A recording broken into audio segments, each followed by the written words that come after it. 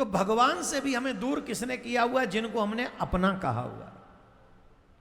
तो कितनी सुंदर बात है, तेरा झूठा मोह जगत में, तोते से बोली मैना, गैरों से क्या मतलब है, अपनों से बच के, जो आपको अपना कहे उसी से बच के रहना, राधे राधे बोलना पड़ेगा। यहां कहते बहुत हैं कि आपके अपने अपने अपने, मरते ही बंटवारा कर लेते हैं।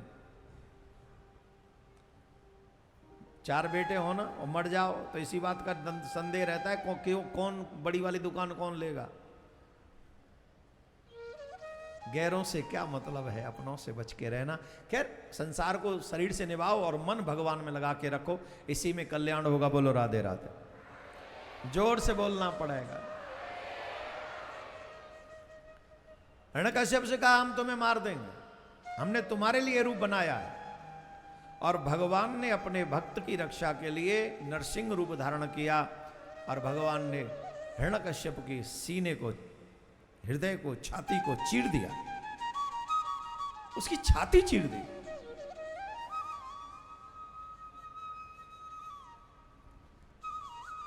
सीना चीर दिया हिरण्यकश्यप का भगवान नरसिंह ने।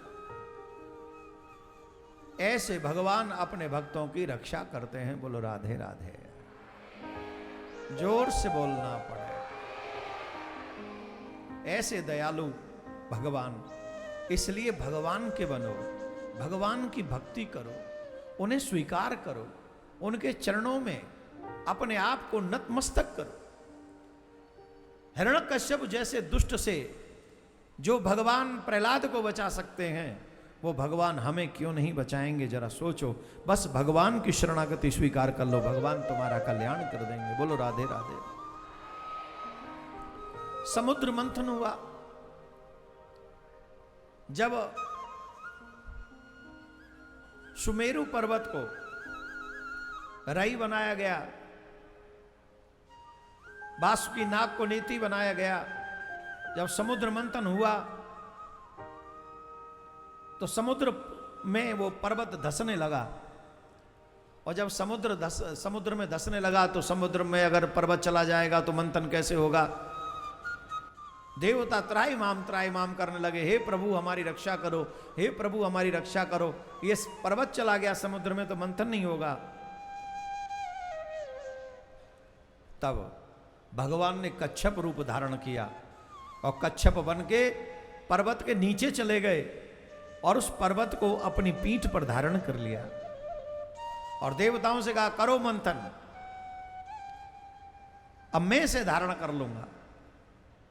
तब महाराज दोनों हाथ जोड़ लिए। परीक्षित जी कहते हैं, गुरुदेव मेरे भगवान का श्री अंग तो बड़ा कोमल है और पर्वत तो बड़ा कठोर होता है।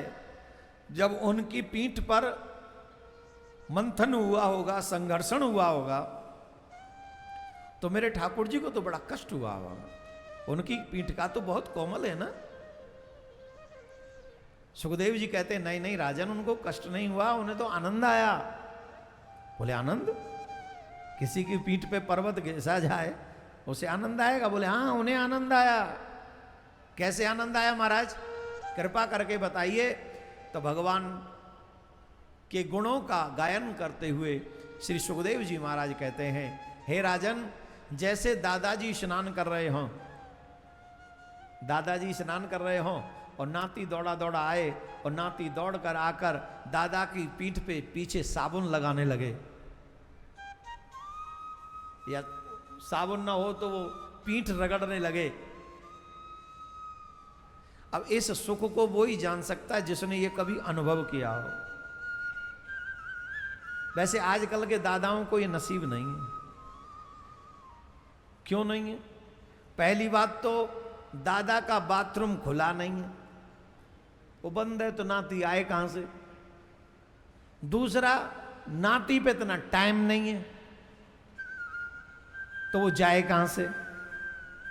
पहले तो नाती और पहले दादा कुआं पे नहा रहे हैं, नाती बाल्टी से पानी खींच रहा है और दादा को नहला रहा है और साथ साथ में पीठ रगड़ रहा है। उस समय जो दादा को आनंद आता है, उसको लगता है सारा स्वर्ग यही है। जितने भी बच्चे बैठे हैं ना, मोबाइल पे समय कम दो, अपनों के साथ बैठा करो। ये जो बुजुर्ग, ये जो सीनियर है ना, ये पता नहीं किस दिन इनकी जाने की बेला आ जाए, और जिस दिन ये चले गए ना तो तुम सिर्फ पछताते रहोगे, कुछ भी हाथ में नहीं रह जाएगा। तब कहोगे यहाँ होते थे। इसलिए जितना समय हो ये सोफे मत तोड़ो, बिस्तर मत तोड़ो, मोबाइल में अपनी आंख मत फोड़ो। अपने घर के बड़े बुजुर्गों के साथ जितना समय बैठ सकते हो बैठो, क्योंकि यही जो अनुभव तुम्हें देके चले जाएंगे, ये कहीं तुम्हें अनुभव किसी यूनिवर्सिटी में मिलने वाला नहीं है। इनसे जो अनुभव मिलेगा वो कहीं नहीं मिलेगा तुमको। स्कूल, कॉलेज, यूनिवर्सिटी में ये तुम्हें सिर्फ अक्षर का ज्ञान दे सकते हैं, जीवन का ज्ञान नहीं।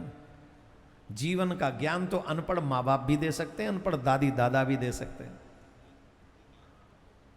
इसलिए 4 किताबें पढ़ के बालिस्टर मत बनना।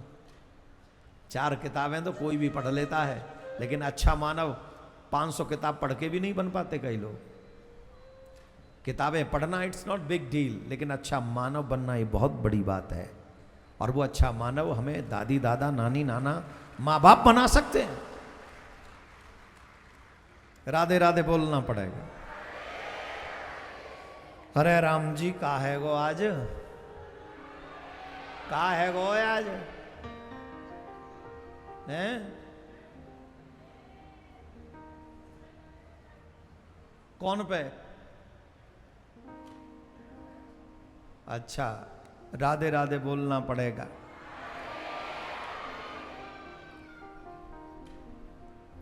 तो भगवान ने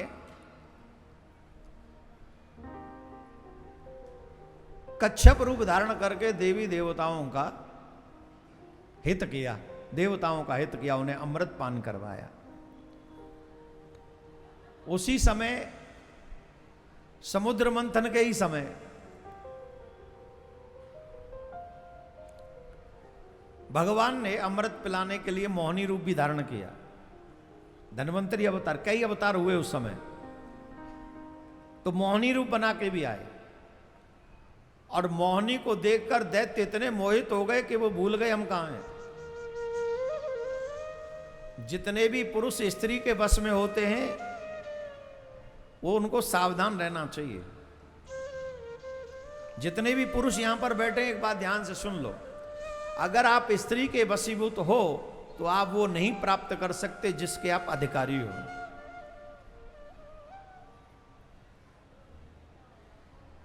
दैत्यों के हाथ में अमृत था, दैत्यों के हाथ में अमृत था, लेकिन ऐसा आकर्षण जगाया भगवान ने मोहिनी बनकर कि अमृत पीना भूल गए। और क्या कह रहे हैं जानते हो? क्या कह रहे हैं? दैत्य देव भगवान से, आप ही पिला दो। भगवान वो बड़े, भगवान भी बड़े लीला करते हैं। भगवान बोले देखो, बलवान लोगों को सुंदर स्त्री पे विश्वास नहीं करना चाहिए, और स्वयं स्त्री बन के आए। नारायण भगवान स्वयं स्त्री बन के आए और फिर भी उनका विश्वास जीतने के लिए क्या कह रहे हैं? देखो, ये बिल्कुल भी सुंदर स्त्री पर विश्वास नहीं करना चाहिए। अरे बोले, ये तो लोग बेकार के लोग बात करते हैं, स्त्री पे क्यों नहीं विश्वास करना चाहिए? हम तो आप पे विश्वास कर रहे हैं। बोले ठीक है, विश्वास कर लो, पर एक शर्त है, फिर वही करोगे जो हम कहेंगे। अरे क्यों नहीं, आप कह के तो देखो, आप जो कहोगे सो करेंगे। जो स्त्री के बस में हो जाता है ना, वो माँ बाप की नहीं सुनता, वो वेद की नहीं सुनता, पुराण की नहीं सुनता, वो समाज की नहीं सुनता, वो किसी की नहीं सुनता, वो सिर्फ एक ही की सुनता है। वो आप जानते हैं किसकी सुनता है, मुझे नहीं पता। वो सिर्फ एक ही व्यक्ति है, यस मैम। बोले जैसे आप कहोगे, बोले तुम लाइन में बैठ जाओ, बैठ गए सब दैत्य। दूसरी लाइन में देवता बैठ गए, इधर तुम बैठ जाओ, उधर तुम बैठ जाओ। तो भगवान ने पहले देवताओं को अमृत पिलाना शुरू किया। दैत्य बोले उधर से क्यों पिला रही हो? अरे ऊपर पतला पतला है, पहले इनको पिला दूं, फिर तुम्हें गाढ़ा गाढ़ा तुम्हें पिलाऊंगे, नीचे गाढ़ा गाढ़ा है, तुम ज्यादा अमर हो जाओगे।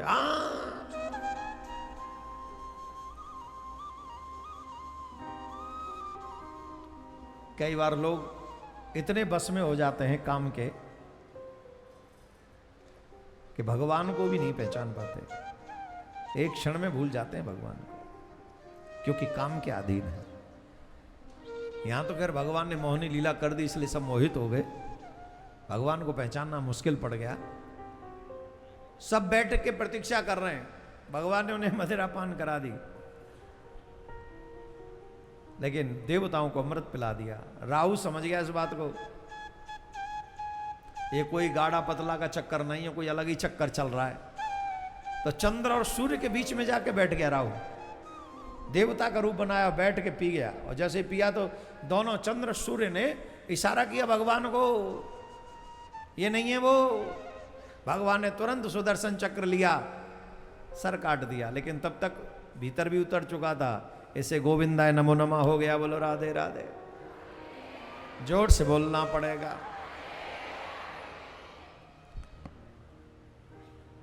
लेकिन एक बात यहां सीख लो, किसी का भी हित होने से उसे रोकना नहीं चाहिए, नहीं तो तुम्हें भी उसका दुष्परिणाम झेलना पड़ेगा।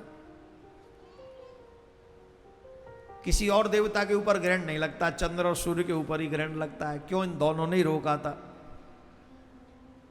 आजकल लोग ऐसे हैं, अपना हित हो ना हो पर दूसरे का हित जरूर हो जाना चाहिए, और उसमें भी अपना समय लगाते रहते कि दूसरे का हित कैसे होगा। बोलो राधे राधे। तो जो दूसरे का हित करता है उसका भी अहित होगा ही होगा, कोई रोक नहीं सकता।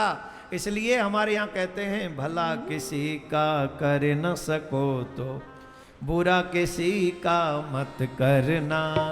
भला किसी का कर न सको तो बुरा किसी का मत करना। भला किसी का कर न सको तो बुरा किसी का मत करना। भला किसी का कर न सको तो बुरा किसी का मत करना। पुष्प नहीं बन सकते हो तो पुष्प नहीं बन सकते हो तो पुष्प नहीं बन सकते हो तो पुष्प नहीं बन सकते हो तो कांटे बनकर मत रहना। पुष्प नहीं बन सकते हो तो कांटे बनकर मत रहना। भला किसी का कर न सको तो बुरा किसी का मत करना। भला किसी का कर न सको तो बुरा किसी का मत करना।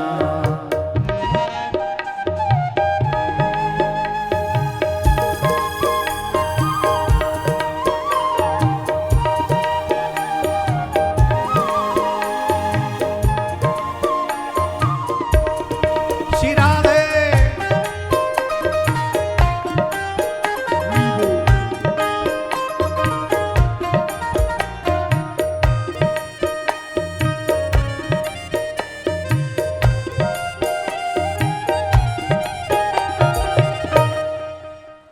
क्या बोलना पड़ेगा?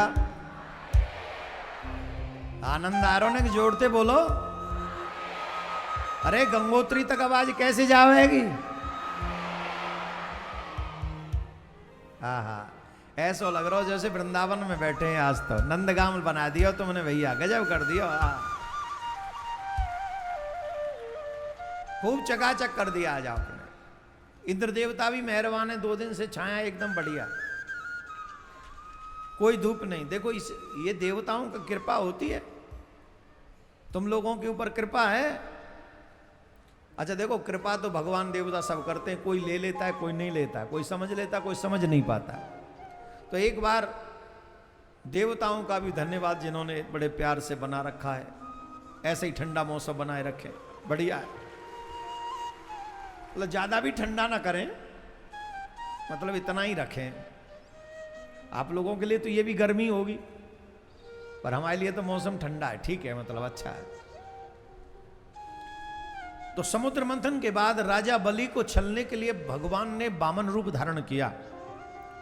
वामन बनकर राजा बलि के द्वार पर भगवान गए और भगवान ने, राजा बलि ने कहा कुछ मांग लीजिए। बोले हमें कुछ नहीं चाहिए, हम तो तुम्हें देखने आए हैं, तुम्हारा दर्शन करने आए हैं, तुम्हारे पूर्वजों की बड़ी प्रशंसा सुनी है, इसलिए तुम्हारे द्वार पर आए।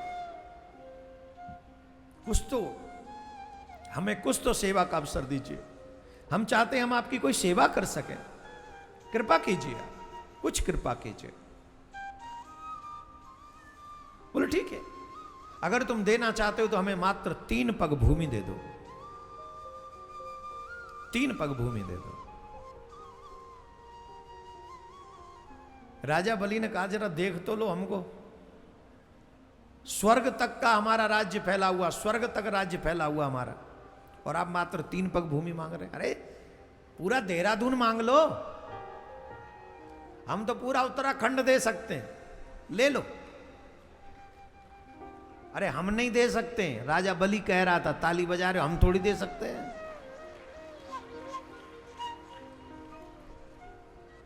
राजा बलि स्वर्ग तक का राजा है तो उत्तराखंड उसके लिए कौन सी बड़ी बात है, दे देगा, चमोली दे देगा,